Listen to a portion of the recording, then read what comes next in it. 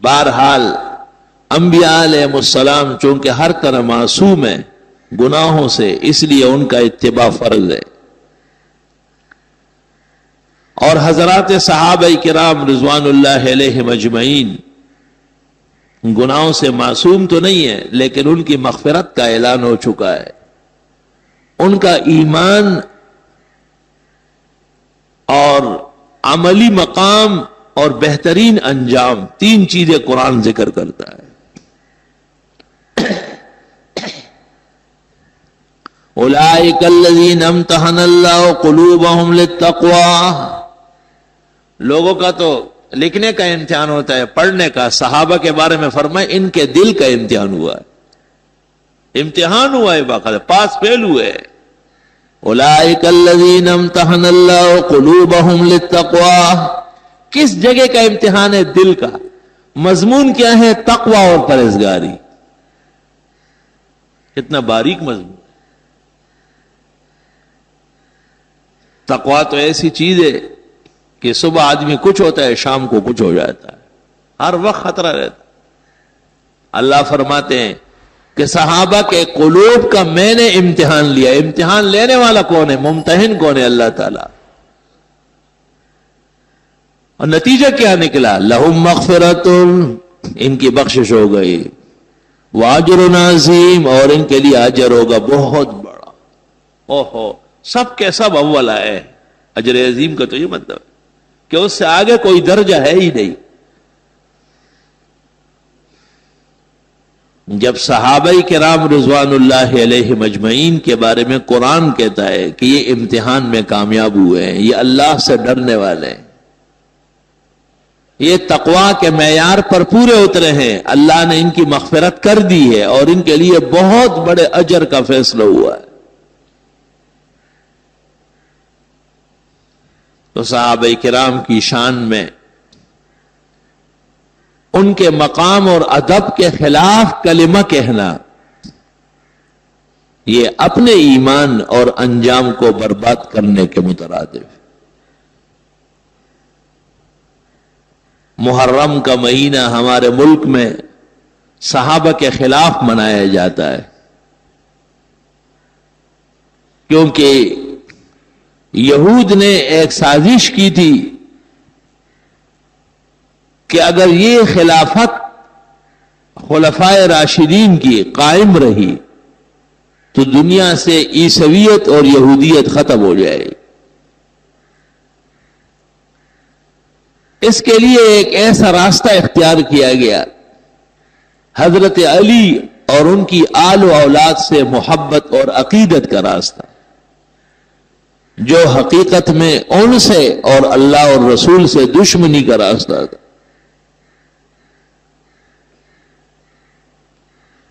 یہ بات صرف میں بحیثیت ایک سنی عالم کے نہیں، شیعہ مذہب کی مشہور کتاب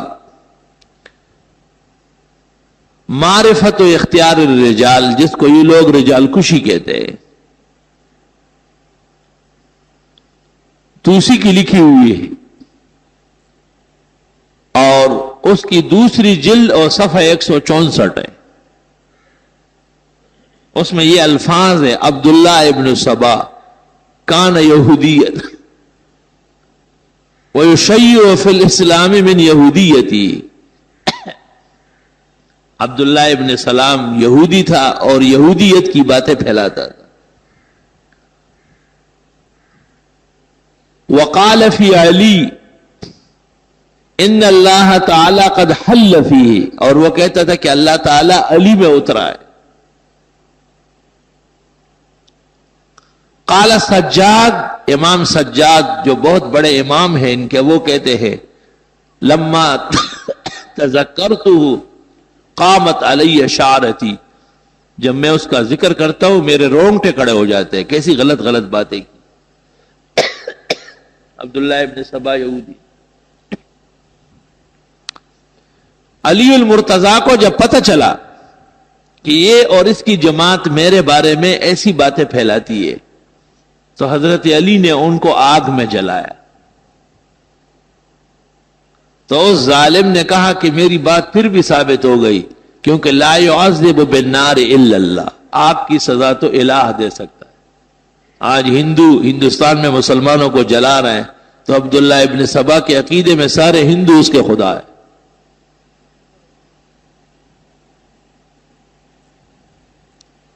آگے یہ جملہ ہے وَهُوَ أَوَّلُ مَنْ أَظْهَرَ الْقَوْلَ بِوِلَایَةِ عَلِی وَأَكْفَرَ مُخَالِفِی، وہ پہلا شخص ہے جس نے حضرت علی کے بارے میں کہا کہ وہ پہلا خلیفہ ہے، اور علی کے علاوہ ابو بکر، عمر اور عثمان کو کافر کہا ہے۔ یہ پہلا شخص ہے۔ وَهُوَ أَوَّلُ مَنْ أَظْهَرَ الْقَوْلَ بِفَرْضِ وِلَایَةِ عَلِی وَأَكْفَرَ مُخَالِفِی۔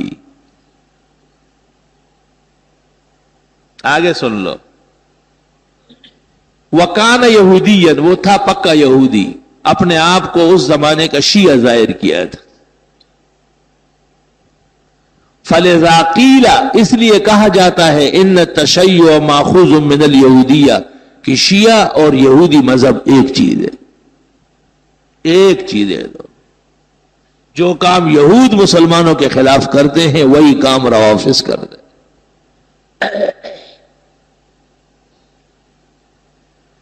کہتے ہیں جی کوئی ایسی بات نہ کہی جائے کسی کی دل آزاری ہو، یہ ہم کہہ رہے ہیں، یہ تو روافض کی معتبر کتاب معرفت اختیار و معرفت الرجال، دوسری جلد صفحہ 164، جو جس وقت جب دیکھنا چاہے میں دکھاتا ہوں۔ رہ کیا گیا؟ جو باتیں کوئی کہہ ہی نہیں سکتا تھا وہ سب انہوں نے خود کہہ دی۔ فاعترفوا بذنبہم فسحقا لاصحاب السعیر۔ ہمارے ملک میں اس مہینے کے اندر کربلائی جو ہے وہ میدان میں آ جاتے ہیں، اور ان کے مرثیہ ہوتے ہیں، اور ان کی مجلس اوضاع ہوتی ہے، اور ہمارے پاگل بھی اس میں شریک ہوتے ہیں، وہی دوسروں کے شادی میں عبداللہ دیوانہ۔ اب نہیں، بہت پہلے میں اس محلے سے گزر رہا تھا، تیسری چوتھی گلی سے آگے، تو میرا ایک مقتدی میرے نظر آیا کالے کپڑوں میں، اور اس کے ساتھ دو چار عورتیں ہیں کالے کالے۔ میں رک گیا، میں نے اس سے پوچھا کہ تم وہ نہیں ہو؟ کہا ہوں، تو بالکل ہوں۔ میں نے کہا کہاں چلے گئے؟ بس 2-4 دن کی بات ہے، پھر آ رہا ہوں۔ کوئی خاص فرق نہیں پڑتا، کب بس 2-4 دن کی بات ہے، محرم گزر جائے گا، پھر میں نے کہا میرے یہاں آ جاؤ، میں ہاتھ سے پکڑ کے نکال دوں گا۔ ایسی جگہوں میں جانا جہاں دین کے خلاف محاذ بنا ہو، اور جہاں قرآن اور سنت کے خلاف بیان ہو رہا ہو، اللہ قرآن میں فرماتے ان کے ساتھ بیٹھنا نہیں، انکم اذا مثلہم، تم بھی ان جیسے سمجھے جاؤ۔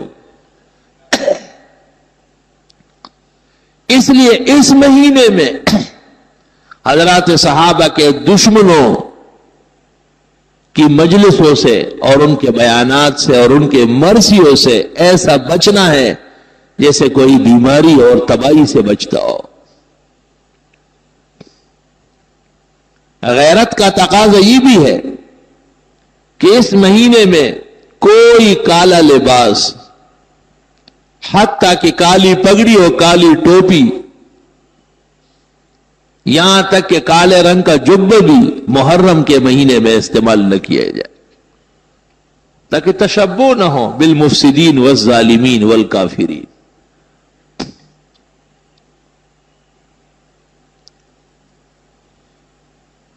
حضرت علی رضی اللہ تعالی عنہ اسلام کا ستون ہے، اور حسن و حسین مسلمانوں کے دل اور جان کے ائمہ ہیں، خیر کے قائدین ہے۔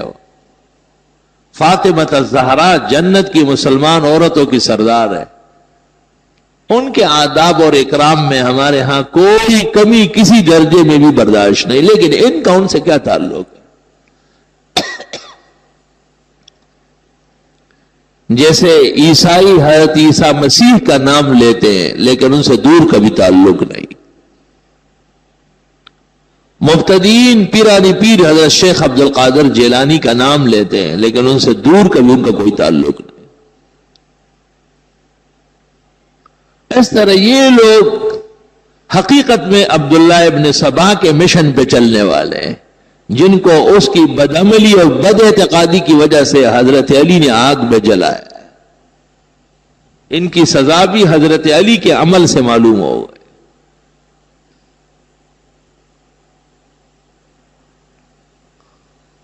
پورے ملک پر ایک قسم کے رفض کی حکومت کا اثر دکھاتے ہیں، پورے ملک پر۔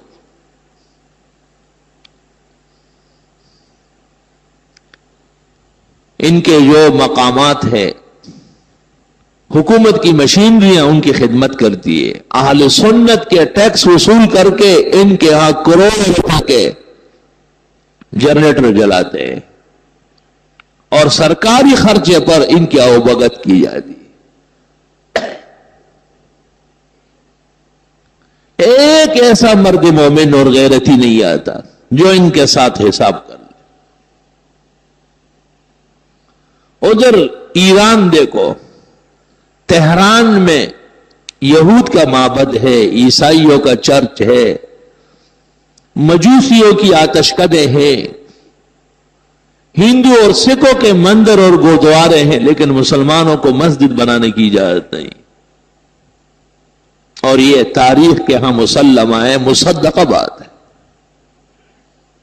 مسلمان عید اور جمعہ مسلمانوں پاکستان کے سفارت خانے میں یا اور کسی ملک کے جا کے پڑھتے ہیں، اور جب کہتے ہیں آپ تو کہتے ہیں آپ مکہ مکرمہ اور مدینے میں ہمارا امام باڑہ بنوائے۔ دیکھیں، مطلب یہ کہ یہ اپنے تہران کو مکے اور مدینے کے برابر سمجھتے ہیں، تو یہ جائز ہے؟ حضرت علی یا حسن حسین تہران میں پیدا ہوئے تھے، تہران کے ساتھ کیا واسطہ ہے؟ یہی تو سرکش اور باغی کی نشانی ہے کہ غیر ضروری چیز کو طے کر لو اور پھر اس کو اسلام کے مقابلے میں کھڑا کر دو، یہی تو کفار کی نشانی۔ اور کیا سینگ ہوتا ہے کافر کا؟ کیا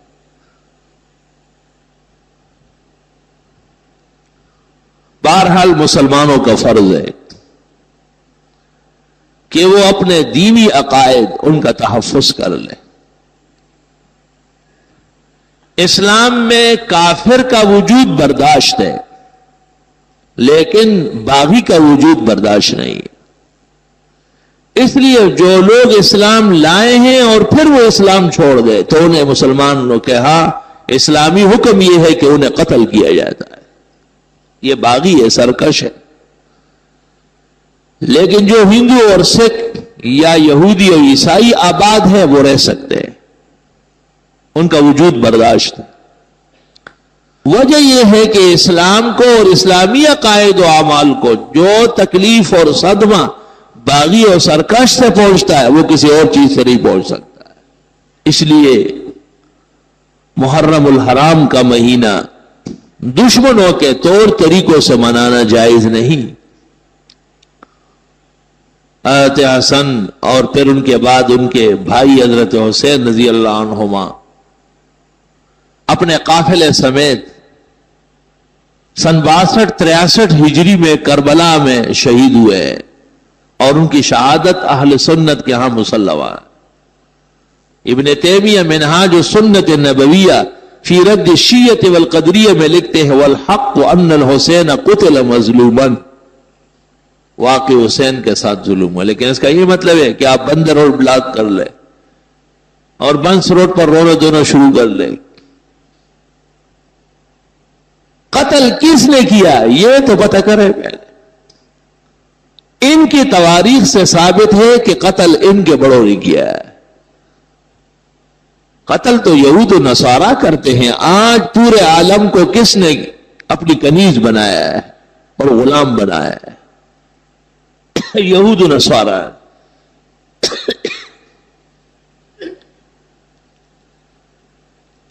نہتے مسلمانوں پر جو بمبار ہو رہا ہے اور ان کی عورتیں اور بچے جھلس کر کے راک ہو جاتے ہیں، یہ خبریں روزانہ آپ اور اب اخبارات میں پڑھتے ہیں، یہ کون کر رہا ہے؟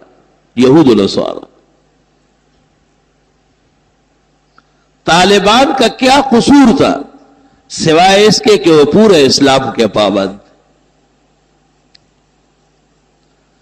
اور اس وقت تک ان کے خلاف کفر کا یلغار مؤثر نہیں ہو سکتا تھا جب تک کہ اپنے لوگ ساتھ نہ ہوئے تھے. اور یہ تاریخ قیامت تک رہے گی کہ ایک دور و زمانہ ایسا آیا کہ کچھ غریب الحال مسلمانوں نے بڑی کوشش کر کے ایک اسلامی ملک بنایا اور یہود نصارہ کے ایجنٹوں نے مل کر کے اسے سبوتاژ کر دیا. اور یہ کہ جی ہم محفوظ ہو گئے 100% غلط ہے. ہم اب بھی اسی طرح غیر محفوظ ہے اور ان کے رحم و کرم پر ہے. آج وہ پکتیا کے علاقے میں اور خوست میں فارسی اور پشتو میں لکھے ہوئے پرچے گرا رہے ہیں کہ طالبان اور القاعدہ سے ہٹ جاؤ ورنہ مرنے کے لیے تیار ہو جاؤ. وہ وقت دور نہیں ہے کہ یہی پرچے یہاں کراچی اور لاہور اور اسلام آباد میں گریں گے کہ تمہارے ہاں بھی طالبان اور القاعدہ کے لوگ ہیں, ان کو ہمارے حوالے کر دو ورنہ مرنے کے لیے تیار ہو جاؤ. جو جلاتا ہے خود اس کو بھی جلنا ہے ضرور, شمع جل جاتی ہے پروانے کے جل جانے کے بعد. جو دوسروں کے قتل عام پر راضی ہو وہ کبھی بھی بچ نہیں سکتا. اور مسلمانوں کو ہندوستان میں ہندو 200-100 آدمیوں کو ایک جگہ جمع کر کے اس بہانے بلا لیتے کہ ہم تمہیں امن دیتے ہیں, اور پھر دوسری طرف سے ہندوؤں کو بلا کر ان پر تیل چڑھا کر انہیں آگ لگائی جاتی. یہ سب ہم پڑھتے ہیں اخبارات میں. خدا جانے کہ وہ ہماری غیرت اور وہ جذبہ ایمان کہاں چلا گیا. قلب میں سوز نہیں, روح میں احساس نہیں, کچھ بھی پیغام محمد کا تمہیں پاس نہیں. اور ہمارے ماسٹر صاحب نے صرف ایک بیان داغا, بڑا افسوس ہے, ہندوستان کو خیال کرنا چاہیے. یہ بیان ہے, یہ بیان تو اس شخص کا ہونا چاہیے جو کسی ایک کمرے اور ایک گھر کا بڑا ہو.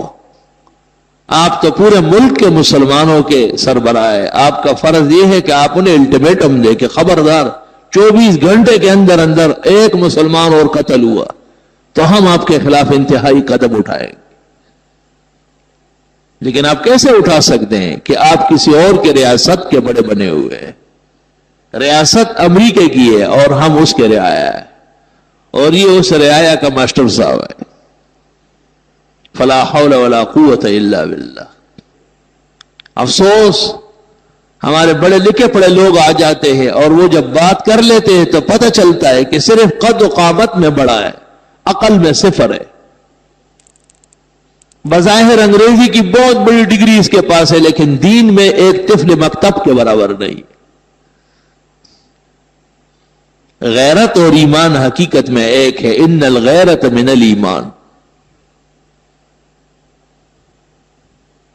علماء کو کہا جاتا ہے کہ آپ ممبر سے جمعوں کے خطبوں میں دل آزاری نہ کریں. ان کی دل آزاری ہوتی ہے جو اپنے ہاں صحابہ کو کافر اور حضرت عائشہ کو زانیہ اور قرآن کو من گھڑت کتاب کہتے ہیں. وہ خیر ہے, وہ ان کا عقیدہ ہے. اور اگر ہم یہاں سے کہیں کہ یہ جھوٹ بول رہے اور غلط کہتے ہیں اور یہ کفار کے عقیدے ہیں تو یہ دل آزاری کی بات ہو گئی. فإلی اللہ المشتقى. وہ تو اپنے ہاں ام المومنین عائشہ صدیقہ اور عثمان اور عمر اور ابو بکر صدیق جیسے کبار اہل ایمان کے خلاف بیان دے, یہ ان کا عقیدہ, اجازت ہے انہیں. اور اگر ہم لوگوں کو یہ کہیں کہ یہ جھوٹ بول رہے, غلط بیانی کرتے, ان کے کسی عقیدے اور فکر کا اسلام میں ثبوت نہیں, تو کہتے ہیں او ہو آج پھر بڑی دل آزاری کی باتیں.